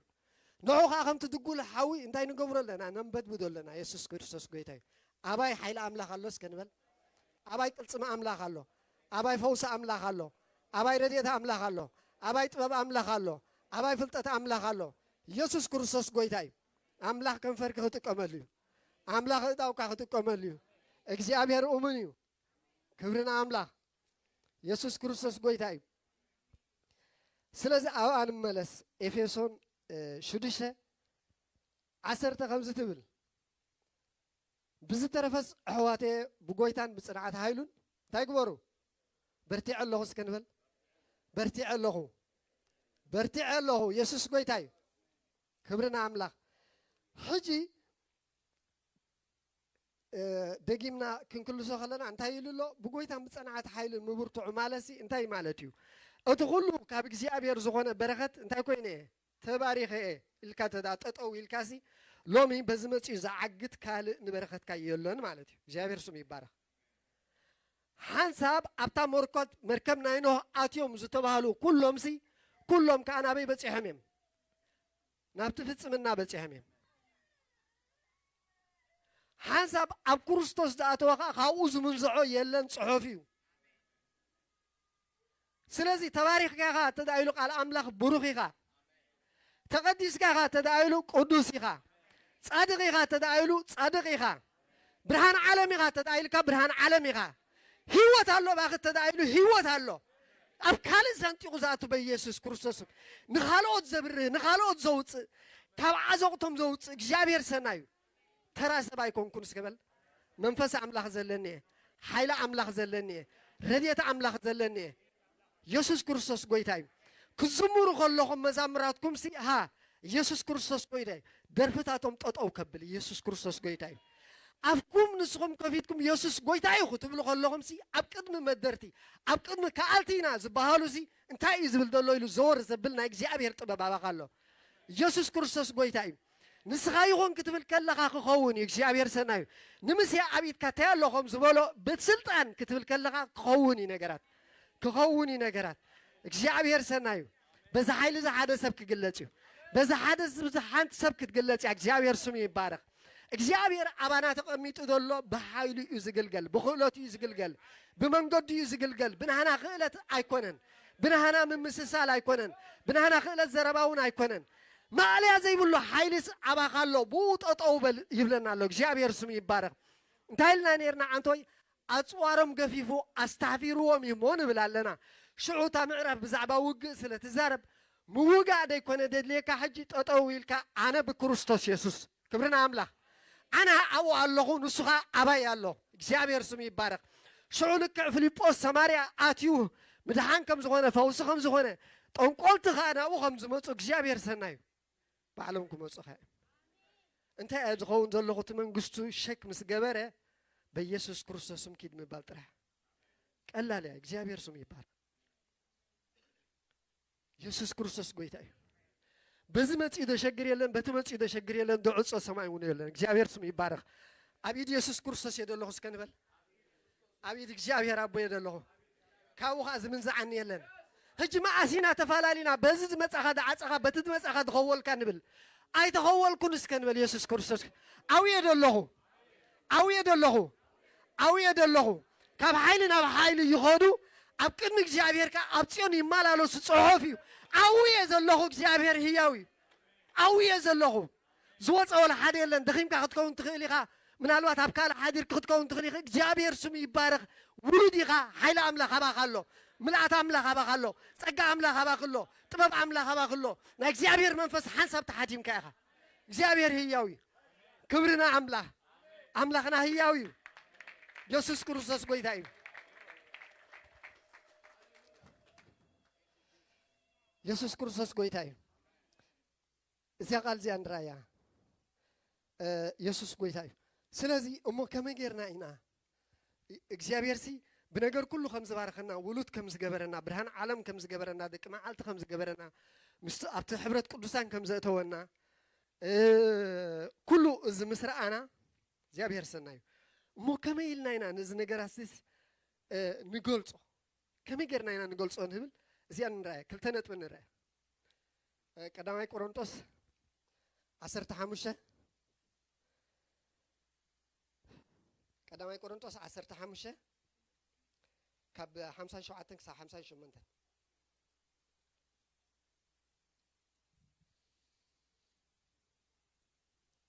ግናኸ ነቲ ብጎይታና ኢየሱስ ክርስቶስ ገይሩ አስተውለላ ብመን በክርስቶስ ኢየሱስ ገይሩ እንታይ ዝህበና ዓወት ዝህበና ስለዚህ ዓወትና ካብ ክርስቶስ ይጅምር ካበይ ይጅምር ካብ ክርስቶስ ስለዚህ ነገራት አለው ከምዘለዎ ቶም ናይ አምላኽ ሰባት ክንሪኦም ከም ጸናሕና ኩነታት ከምዘለዎ ነቲ ናይ ሰማይ ግን አባይ ዘሎ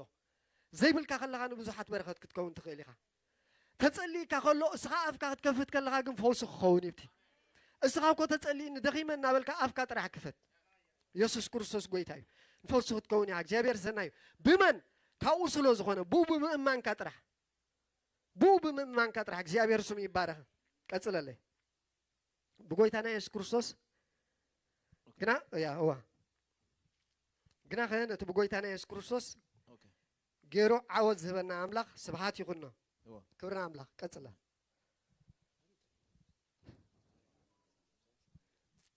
سلازي فقرات حواتي سعرهم بقولتا كنتو كم زي كنا فليتكم بعيو قولتا صنعتن زين نقانقو كل جزء عجزاتكم هجزي نستوعلن بعيو قويتا ستايكونو صناعات كونو زينا قانقو كونو كل جزيخا عزوزات كونو كبرنا أملاخ حجي امبارح واتي بقويتا بصناعات حايلون برتعو قبلنا خلو هجي أوي تصنع أبتو قويتا زودو زبالة مغنياتو خنجمر كلنا خاب جزارسنا أجمرنان أما أخل نوصل له خايبلنان مش أرشاون بخالي نفتصملو من قد يلن تا من قد حانتا أتينا ياينا أتيا اسكنبل أتيا كبرنا عملا يسوع كريستوس قويتاي سلازي أون تكونوا لنا بقويتا تكونوا كل جزء صناعات كونوا برتاعات كونوا كل جزء أنا زنجر زخا عزوزات كونوا انتاي مالتي بتدقق من زنجر زي رزنت بزلوه طبب بزلوه مستوعل بزلوه نجر تكبروه فتسموه كبرنا عملا كم تزبلنا تحايل أوشت أنا يزول زقلت حايل ده أمبر بحجز متس يلن زيابير سناي زقلت أوشت أنا زول نجار ده أمبر هاريا باولوس ولا نتبيتي واسك تحفل له خلهم يلوه بتنبيتن بتي إدام برون يلوه جكالت عين الكيمانتو أيكونن نتبغى هذا اللوجن تاجي برو ينكسر قصه تحوي وثرو انتي جبر يكاتل كم زبلة وثرو نكاتلون هناينا بقى على أملاخن بسألة تنجرنا حبرت بس أملاخ دا جبرنا مالتي زيابير سمي بارخ سلازي حدا خبت من قدتات إذن قال سألو كل جزء أو تكون كون لنا صناعات كون لنا أو عزوزات كون لنا أو خاني بنجر كله زين الناقة كون لنا هذا عبيد نتوجن زياء تنبي دانيال عسرت حدا تنبي دانيال عسرت حدا ثلاثة كلتن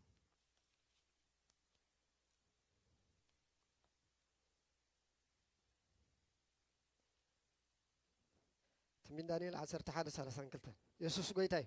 توم نتاكيدان برسينت زبدلو الناك أباتره كسحتومي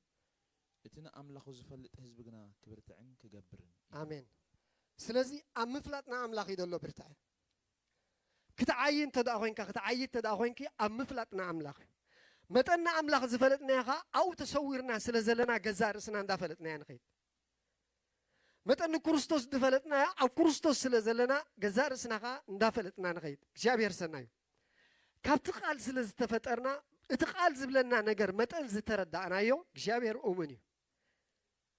زي قارس أقول قلوت كنا قال قلنا زي قارس نايك جابير أقول قلوت أبي وات ناخذ جابير سناي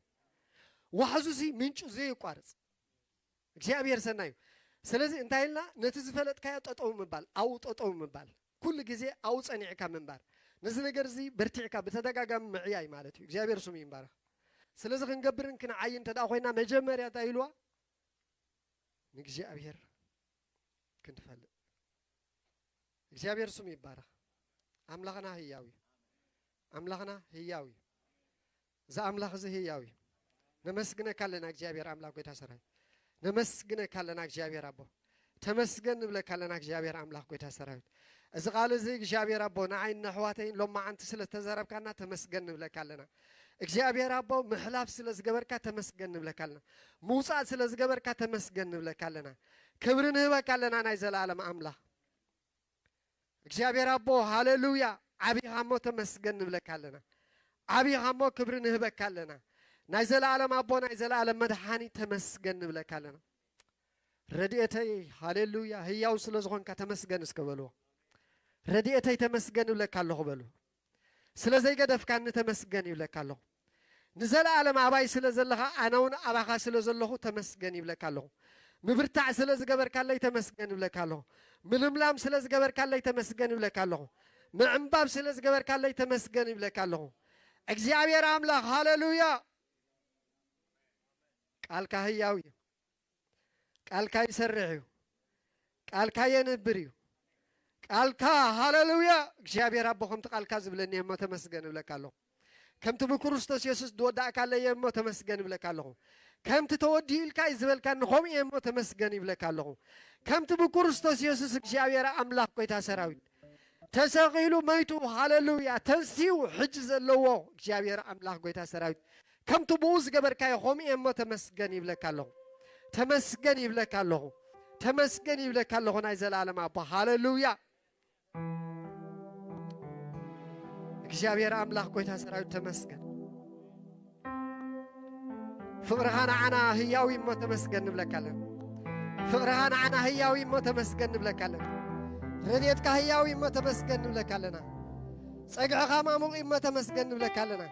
ጽላልካ እግዚአብሔር አቦ ካልእ ኣይሕልፍኒ እሞ ተመስገን ንብለካ ኣለና ኣብ ቅድሚ ገጽ ጸላእትና ማዕዲ ትሰርዕ ኣቦ ተመስገን ንብለካ ኣለና ፈዋሲና ተመስገን ንብለካ ኣለና መናገፊና ተመስገን ንብለካ ኣለና ንዓይ ጥራሕ ክብርትዕ ዘይኮነሲ ንኻልኦት ንምብርታዕ ምኽንያት ስለ ዝገበርካኒ ተመስገን ይብለካ ኣለኹ ኢየሱስ ክርስቶስ ጎይታ እዩ ሃሌሉያ ኢየሱስ ጎይታ እዩ ንዓይ ጥራሕ ደይኮንካ በርቲዕካ ንስከ ንበል ምኽንያት ምብርታዕ ስለ ዝገበርካኒ የመስግነካ ኣለኹ ምኽንያት ምብርታዕ ስለ ዝገበርካኒ ተመስገን ይብለካ ኣለኹ ምኽንያት ምብርታዕ ስለ ዝገበርካኒ ተመስገን ይብለካ ኣለኹ ኢየሱስ ክርስቶስ ጎይታ እዩ አቦ ተመስገን ንብለካ ኣለና ንውድሰካ ኣለና እግዚአብሔር አቦ ሕሩይ ኣቕሓ ስለ ዝገበርካኒ ተመስገን ይብለካ ኣለኹ ናይ ክብሪ ኣቕሓ ስለ ዝገበርካኒ ተመስገን ይብለካ ኣለኹ ስለዚ ማዕልያ ዘይብሉ ሓይሊ ኣባይ ዘቐመጥከያ ተመስገን ይብለካ ኣለኹ ስለዚ ሕልፊ ዘለዎ ዓበ ሓይልኻ ተመስገን ይብለካ ኣለኹ ሃሌሉያ ኦራባሃዳስ ሬቤጀሌቤንቶ ፕሮዜሌቤዲያስ ኤሌሌሌቤንቶ ፕሮዤሌቤዲያ ዚካቱራ ባሃዲያ ዚካቱራ ባዲዮስ ኤሌሌሌቤንቶ ፕሮዤሌቤንቶ ፕሮዤሌቤንቶ ፕሮዤሌሌቤዲያስ ኤሌቤዲዮ ዚካቱራ ባሃዲያ ዚካታላባንቶ ፕሮዤሌቤዲያ ዚካታላባዳስ ኤሌቤዲዮ ዚካቱራ ባዶስ ሴፕሮዶሌሌሌቤንቶስ ኤክሌሌንደ ክሌዲየ ክሌዲየ ሌፕራዶ ፕሮዤሌቤዲያስ rababahadia zikatu frajalabanto projelebentas elemento projelebenta prada labadio zikatu rabahadia zikatusa rebejelebento prozolebedias እግዚአብሔር አምላክ ጎይታ ሰራዊት ተመስገን ይብለካል የመስግነካ ኣለኹ ናይ ዘለዓለም አቦ ሃሌሉያ ረድኤትና ኢኻ ተመስገን እግዚአብሔር አምላክ ጎይታ ሰራዊት ቃል አምላክ ከምዚ ኢሉ እቶም ንኣምላኽ ዝጽበዩ እንታይ ኢልዎም ሓይሎም ይሕደስ ሓይለይ ተሓዲሽሎ እስከ ንበል እግዚአብሔር ሰነ ከም ንስርኻ በኽናፍ ይድይቡ ኢሉ ይጎዩ እሞ ኣይልህልሁን ይኸዱ እሞ ኣይደኽሙን ኢሉ በኢየሱስ ክርስቶስም ከይትኩም ኣይትትከሙ ጎይኹም ኣይትላህልሁ በዚ ሓይሊ እዚ ተገለጹ በዚ ብርሃን እዚ ተገለጹ በዚ ዋዕዚ ናይ መንፈስ ቅዱስ ተገለጹ ብቓል ኣምላኽ ተገለጹ ብፈውሲ ተገለጹ ብምንጋፍ ተገለጹ በኢየሱስ ክርስቶስ ስም ሃሌሉያ ምኽንያት ናይ ብዙሓት ምድሓን ኩኑ ምኽንያት ናይ ብዙሓት ምድሓን ኩኑ ምኽንያት ናይ ብዙሓት መፍትሕ ኩኑ በኢየሱስ ክርስቶስ ስም ተኣባኹም ደሎ መፍትሕ እቲ ብዙሕ ማዓፁ ዝኸፍት መፍትሕ በኢየሱስ ክርስቶስ ሎሚ ይገለጽ ንላል ሎሚ ዓንቲ ይገለጽ ሎሚ ይገለጽ በኢየሱስ ክርስቶስ ስም ይገለጽ እግዚአብሔር አቦ ሕያው ኢኻ ሃሌሉያ እግዚአብሔር አምላክ ጎይታ ሰራዊት ንምስቱ ዓለይ ስለ ዝኸፈትካዮ ተመስገን በልዎ ምስቱ ዓለይ ስለ ዝኸፈትካዮ ተመስገን ኣጠማምታይ ስለ ዝቐየርካዮ ተመስገን እግዚአብሔር አምላክ ጎይታ ሰራዊት በሐዲሽ ነገር ስለ ዘዕጠቃኒ ተመስገን ይብለካ ኣሎ እግዚአብሔር አቦ ሕያው ኢኻ ነመስግነካ ኣለና ንውድሰካ ኣለና ስለ ዕብየት ጽድቅኻን ብርሃንካን ተመስገን ንብለካ ኣለና ኢየሱስ ክርስቶስ ጎይታ እዩ ኢየሱስ ክርስቶስ ጎይታ እዩ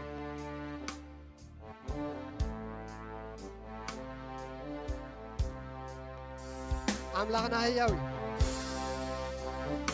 ንብዙሓት ምብርታዕ ኮይኑ ኣሎ ንብዙሓት ሓይሉ ኮይኑ ኣሎ ንብዙሓት ምስትውዓል ኮይኑ ኣሎ ንብዙሓት ከዓ ነቲ ዘለዎም ጽቡቕ ዘበለ ሰናይ ዘበለ ምጥማት ኮይኑ ኣሎ ንብዙሓት ከዓ ምኽፋት ዕንቲ ኮይኑ ኣሎ ንብዙሓት እግዚአብሔር አምላክ ጎይታ ሰራዊት ሓደ ካብኦም ስለ ዝገበርካ ተመስገን ይብለካ ኣሎ ሓደ ካብኦም ስለ ዝገበርካ ተመስገን ይብለካ ኣሎ ሓደ ካብኦም ስለ ዝገበርካ ተመስገን ይብለካ ኣሎ ሃሌሉያ ኣሕዋተይ አምላኽ ሕያው እዩ ንዘለዓለም ዘፍቅር ኣቦ እዩ ዘለና ንዘለዓለም ኣፍቑር ኢና ዘለና ኢየሱስ ክርስቶስ ጎይታ እዩ ንዘለዓለም ተፈቂረ እየ እስከንበል ንዘለዓለም ስለ ዘፍቀረኒ እዩ ዝብል ቃል ኣምላኽ ኣሜን ንዘለዓለም ተፈቂረ እየ ንዘለዓለም እንታይ ኮይነ ተፈቂረ እየ ክብሪ ኣምላኽ ኢየሱስ ክርስቶስ ጎይታ እዩ ሃሌሉያ እስኪ እዛ መዝሙር እዚኣ ብሓደ ኮይና ንዘምር ናይ ሃመልማል ሓብትና ከመይ ድዩ ፍቕርኻ ፍቕርኻ ሪአዮ ኣስተማቒረዮ ካብ ኩሉ ዝበልጥ ኮይኑ ረኺበዮ ናትካ ፍቕሪ ናትካ ፍቕሪ ሓለፍ ኣለዎ ናትካ ፍቕሪ ናትካ